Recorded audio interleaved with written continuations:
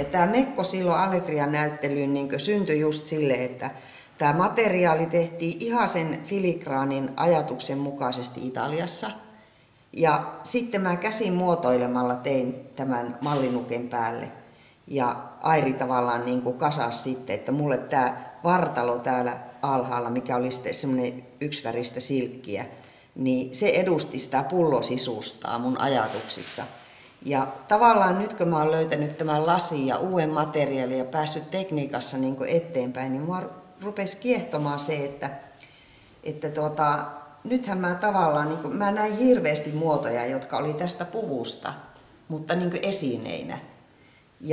Ja siitä niin kuin lähti sitten nämä maljakot, mitä on nyt tulossa, ja karahvit ja muut tänne näyttelyyn.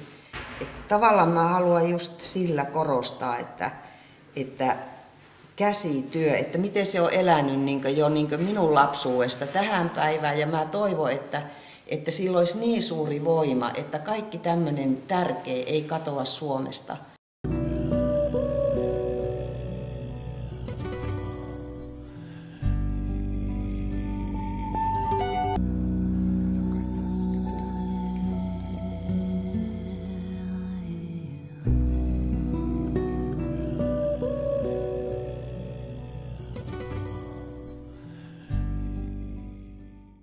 Nyt sitten niin rupesin miettimään, että kun täällä on tämä tekstiilipuolen suunnittelu kanssa, niin sitten sai yhteyttä, että tytöt tekee niin nämä opinnäytetyönä sitten sinne näyttelyyn ja saavat silleen kokemusta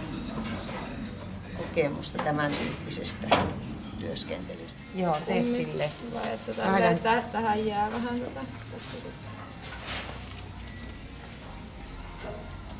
selvitettiin ongelma.